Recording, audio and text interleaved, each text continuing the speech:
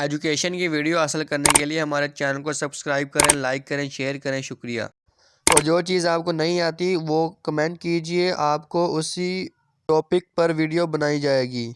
अस्सलाम वालेकुम जी। 10th class mathematics exercise 1.2 chapter number 1। तो इसके पहले एक्सरसाइज 1.1 के तमाम क्वेश्चन सोल्व हो गए। अगर आप उनमें से कोई वीडियो देखना चाहते हैं तो डिस्क्रिप्शन में लिंक है, आप वहां से जाके देख सकते हो। तो अब हम क्वेश्चन नंबर 2 हम इसके तमाम जो कंप्लीट हल करेंगे तो वीडियो थोड़ी लंबी हो जाएगी। तो आपने जो आपको क्वेश्चन नहीं आ रहा तो आप वो देख सकते हैं और पूरा लेक्चर भी सुन सकते हैं ताकि आपको तमाम क्वेश्चन समझ आ जाए। अगर आप मेरी वीडियो को बिल्कुल पूरा सही देखते हैं, मतलब स्किप करने के बगैर सही देख रहे हैं, तो ये इस बात की मैं गारंटी देता हूँ कि आपको आखिर तक आपके तमाम क्वेश्चन मुकम्मल हल हो जाएंगे। देखिए, आप मैथ के जितने मर्जी भी टीचर रख लें, मतलब 6, 7, 8 टीचर रख लें, तो फिर भी आपको मैथ नहीं आएगी। मैथ आपको उस वक्त आएगा, मतलब सवाल को हल करना उस वक्त आपको आएगा जब आप खुद मैथ करेंगे। तो इसका तरीका यही होता है, अगर जहाँ पे आप समझ रहे हैं वीडियो पे तो साथ अपना एक रजिस्टर और पेन साथ नोट भी करते जाइए और समझते भी जाइए। 1 से 2 दफ़ा जब आप क्वेश्चन करेंगे तो आपको सही समझ आ जाएगी। देखिए, इस एक्सरसाइज में बहुत से ऐसे क्वेश्चन हैं जो बिल्कुल छोटे हैं और समझ आ जाते हैं, लेकिन कुछ क्वेश्चन इस एक्सरसाइज में ऐसे भी हैं जो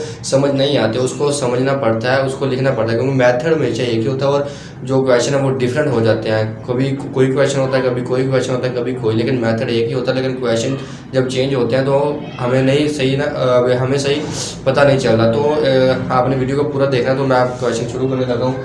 तो इसका क्वेश्चन नंबर 2 का जूस नंबर 1 है। तो हमने क्या करना है, इसको 2 दर्जी फार्मूले से हल करना है। देखिए, मैं आपको बता देता हूँ, अगर आप इंग्लिश मीडियम से हैं तो उसको क्वाड्रेटिक इक्वेशन फार्मूला कहते हैं। तो अगर आप उर्दू मीडियम से उसको 2 दर्जी फार्मूला कहते हैं। ये तो 2 दर्जी फार्मूला के मैं एक और भी आपको ज़ाहिर कर देता हूँ। ये दो दर्जी फार्मूला है, मैं लिख देता हूँ एक दफ़ा।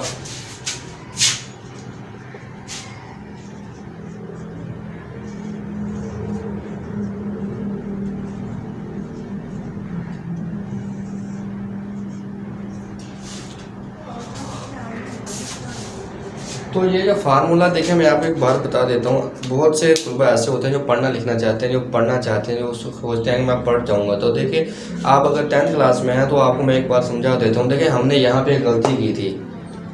मैं भी अब पढ़ रहा हूँ लेकिन मैं अब मैट्रिक कर चुका हूँ। हमने यहाँ पे गलती क्या की थी, हमने जो ये फार्मूला मैं आपको बता देता हूँ, इस फार्मूले को आपको जहन में रखना होगा।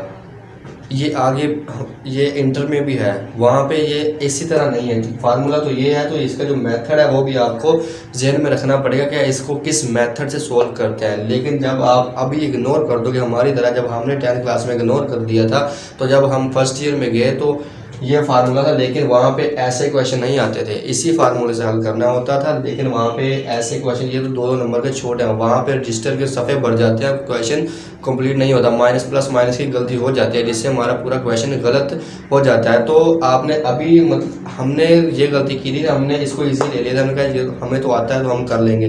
तो लेकिन बाद में हमें जाके बहुत मुश्किल हुई। तो आपने ये नहीं सोचना, मतलब कि ये जो फार्मूला है इसको तो हम कर लेंगे सिंपल से क्वेश्चन, लेकिन ये फार्मूला आगे जब आप इंटर में जाएंगे, देखिए बहुत से तलबा पढ़ने के लिए भी आए होते हैं।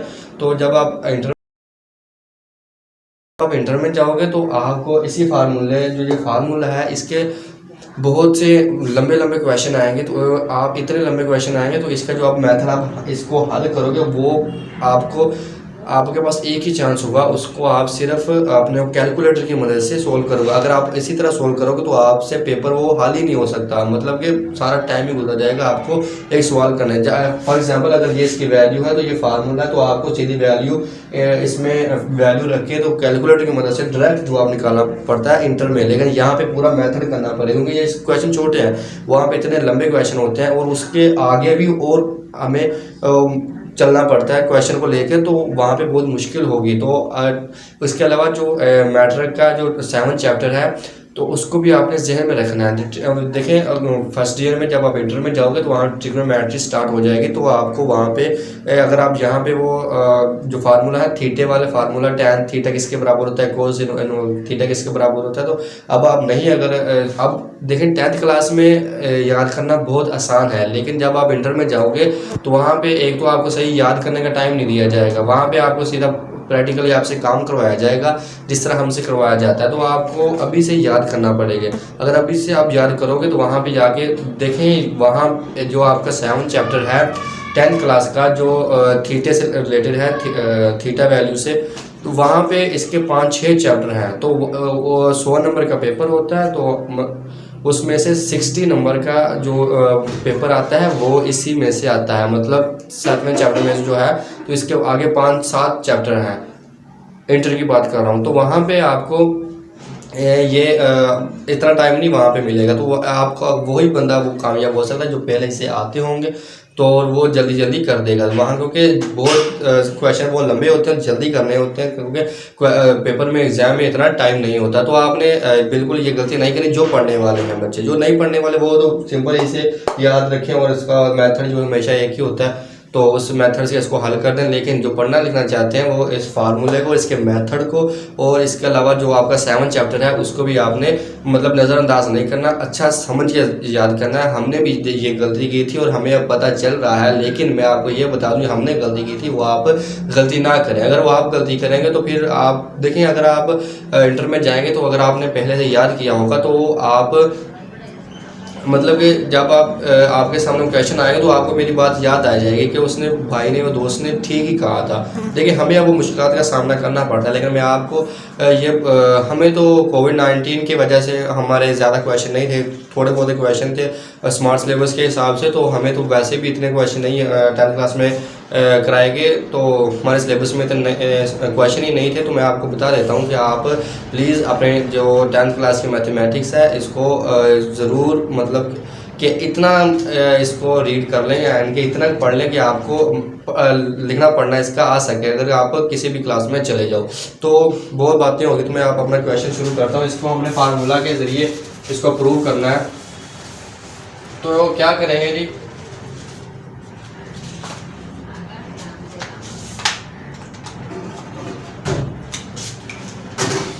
देखें ये -x के है और ये 7x है, ये 2 है। तो हम अब क्या करेंगे, इस x को इसके ये जो इक्वल का साइन है इसके उस तरफ उस पार ले जाएंगे। तो उस पार लेके जाएंगे तो इनकी वैल्यू चेंज हो जाएगी। तो हमने x को ये माइनस का हमने प्लस का करना है, तो जब हम इक्वल के उस तरफ ले जाएंगे तो ये x प्लस का हो जाएगा और ये 7x वैसे ही रहेगा, ठीक है। और ये 2 प्लस का इधर आके -2 हो जाएगा, इक्वल सॉरी फिर इक्वल टू 0 नहीं है, यहाँ पे हमने वैसे लिख दिया।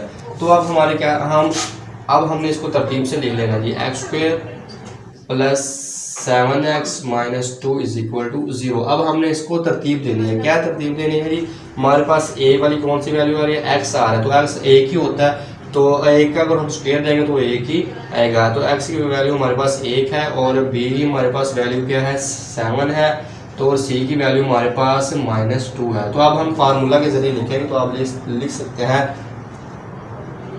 यहाँ पे शो भी कर देंगे, आप उर्दू मीडियम से यहाँ फार्मूला लिख दें, या अगर आप इंग्लिश में तो यहाँ पे फार्मूला लिख दें, लिखना। उसके बाद आपने फार्मूला लिखना है -b प्लस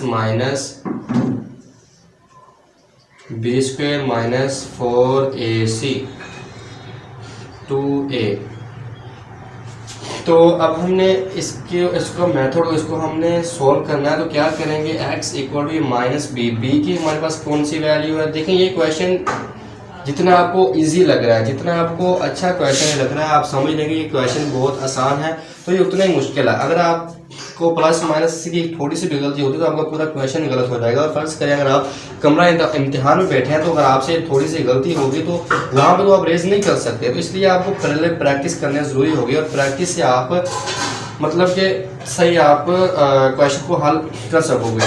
तो जब आपकी 2 से 3 दफ़ा प्रैक्टिस इसकी करोगे तो जहाँ पे आपकी गलतियाँ होंगी वो निकल जाएंगी। आपको स्टेप बाय स्टेप आपके जहन में आने लग जाएगा कि यहाँ पे ये स्टेप आएगा, यहाँ पे ये स्टेप आएगा। तो ये बी की हमारे पास क्या वैल्यू 7, तो ये -7 है, तो ये प्लस माइनस वैसे ही इसका अंडर रूट, तो ये 20 के है। तो 7 हमारे पास बी की वैल्यू 7 है, तो 7 का स्क्वायर लेंगे हम -4। अब हमारे पास a की क्या वैल्यू 1 है और c की वैल्यू -2 है, 1 और -2, और 2 a की वैल्यू हमारे पास 1 है, तो 2 को 1 से मल्टीप्लाई करें तो भी 2 रहेगा। लिख भी दें, जैसे 2 को 1 से मल्टीप्लाई करें तो 2 ही रहेगा, चाहे आप लिख दें या ना भी लिखें, वैसे लिख दें तो बेहतर है। तो x इक्वल टू -7 ये वैसे ही रहेगा जी। देखें 7 का स्क्वायर कितना होता है 49। अगर 7 को 7 से मल्टीप्लाई करेंगे तो इसका 49 स्क्वायर आएगा 49। तो ये माइनस और माइनस प्लस हो जाएंगे। 4 को अगर 2 से मल्टीप्लाई करेंगे तो कितना आएगा 8 ओवर 2 और x equal to -7 plus minus 49 और 8 कितने होते हैं जी 57 ओवर 2।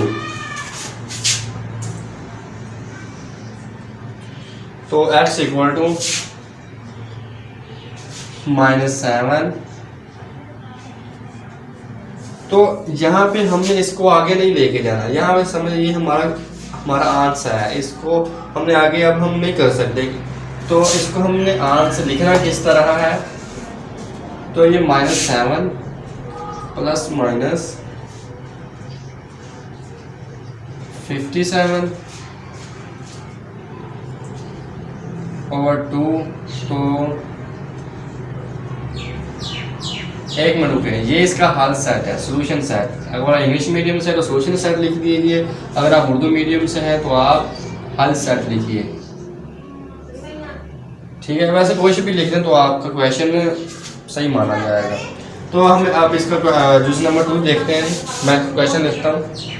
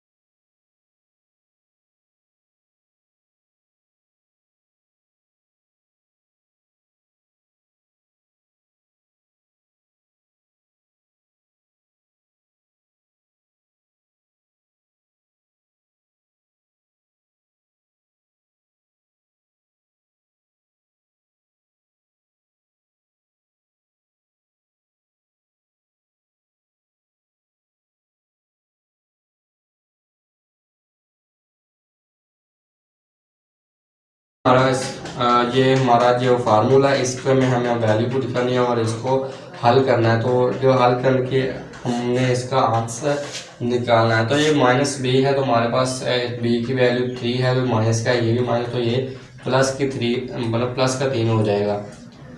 तो b², फिर वही वैल्यू है -4, a हमारे पास कितना है 4 है, c -14 है, 2 हमारे पास 2a हमारे पास 4 है, x = 3 ±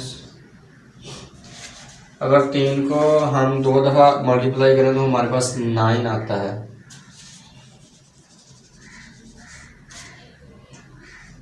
9 प्लस देखें प्लस हो जाएगा। अब ये माइनस है, इसके -14 है, तो जब हम इसको मल्टीप्लाई करेंगे तो प्लस हो जाएगा। तो मैं मल्टीप्लाई कर लेता हूँ -4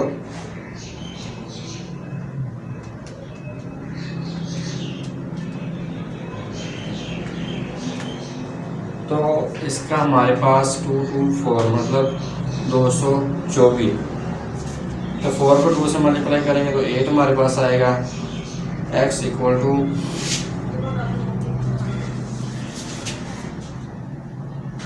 3 ± इसमें अब हम 224 में से 9 जमा करेंगे, हमारे पास कितना बनता है 224 233 और 8।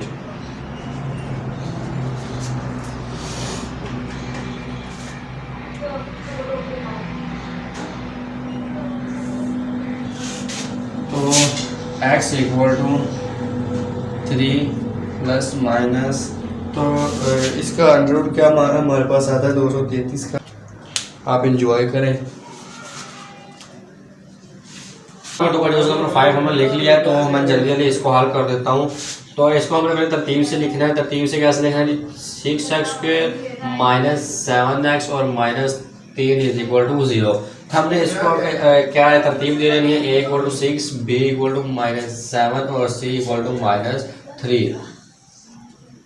हमारे पास फार्मूला x = -b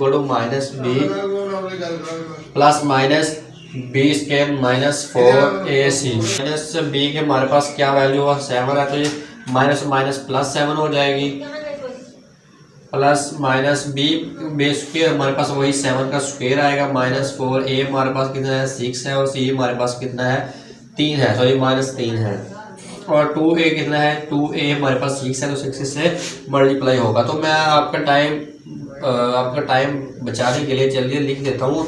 देखिए आपको अभी तक तो समझ आ गई होगी। मैंने जो पहले न्यूज़ में जो तमाम बातें आपको बता दी थी, आपको समझा दी थी, तो आपको अब तक समझ आ गई होगी।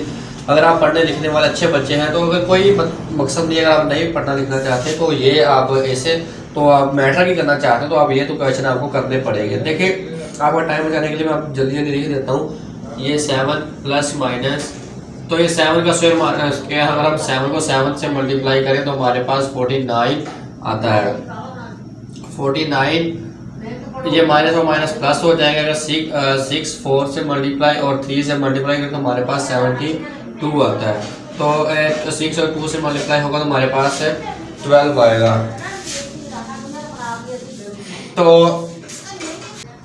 तो हम इसको प्लस करेंगे, is equal to 7 plus minus ये कितना 49 को और 72 को हम प्लस करेंगे।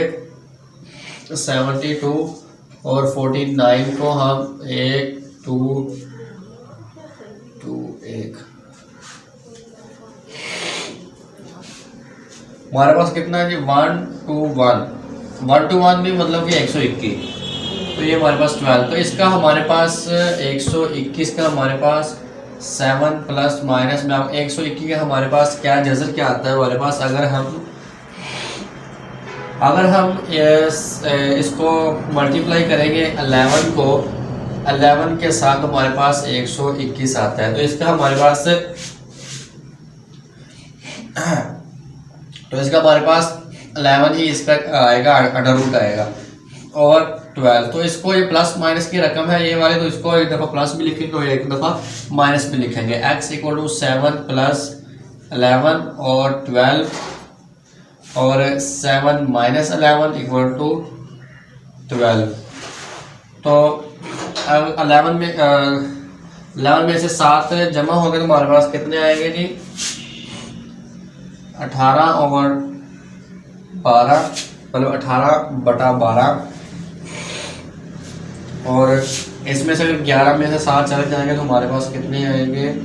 11, 7, 3 और 1 4। हमारे पास कितने? -4/12। तो 6 2 12, 6 3 18, ठीक है। 3/2 तो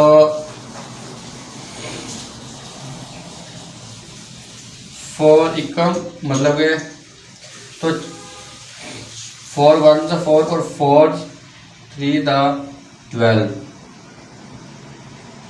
तो ये -3 हमारे पास इसका अंडर रूट आएगा। इसका सोल्यूशन सेट हमारे पास ये क्वेश्चन नंबर 2 है, जुज़ नंबर 5।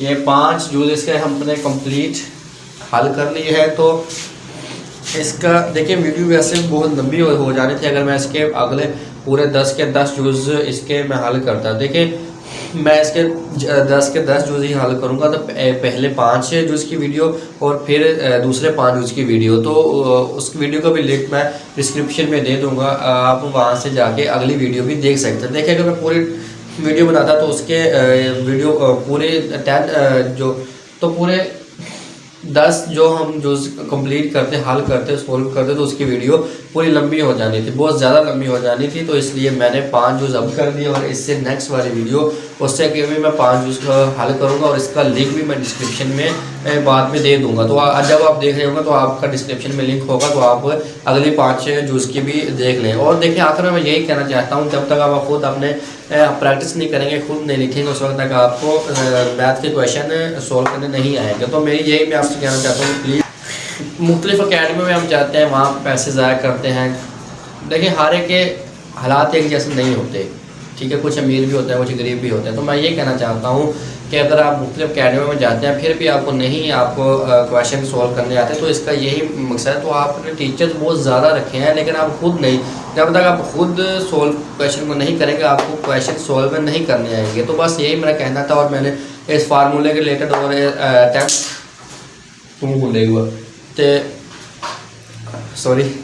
और 10th क्लास के जो बुक में से चैप्टर नंबर 7 है उसके जो भी जितनी भी तफसीली मालूमात है वो मैंने आपको आने वाले वक्त के लिए मैंने आपको बता दिया, इस वीडियो के शुरू में बता दी, तो आप वो भी सुन लें। तो और आपसे ये दरख्वास्त करता हूँ कि मैं कोई टीचर तो नहीं, एक स्टूडेंट हूँ आपकी तरह ही, और मैं भी पढ़ता हूँ, इंटर में पढ़ता हूँ, तो मुझसे भी गलती हो सकती है। देखिए मैं आज से पहले कभी मैंने क्वेश्चन नहीं सोल्व किया, तो मुझसे भी गलती हो सकती है, मेरे बोलने का अंदाज़, मेरे लिखने का अंदाज़। अगर कुछ भी चीज़ आपको अच्छी नहीं लगती, कुछ समझ चीज़ नहीं आती, तो आप कमेंट में बताएं भाई आपका ये मसला है, तो मैं अपना मसला हल करूँगा, ठीक है। तो इसकी वीडियो बना के अपलोड कर देता हूँ, तो आप लोग तो प्लीज़ सपोर्ट करें और चैनल को अगर आप इस पर नए हैं तो प्लीज़ सब्सक्राइब कर लें, और ऑलरेडी आपने सब्सक्राइब किया तो आपका दिल से शुक्रगुजार हूँ। और प्लीज़ आप खुद अगर जब तक खुद नहीं करेंगे तो आपको कोई भी काम नहीं होगा। ये सिर्फ मैथ की बात नहीं है, कोई भी अगर काम करोगे तो जब तक आप खुद नहीं करोगे तो तब तक आपका वो काम नहीं होगा। तो अब हमें दीजिए इजाज़त, तब आप नेक्स्ट वीडियो के लिए आप अपना ख्याल रखिए और अल्लाह हाफिज़।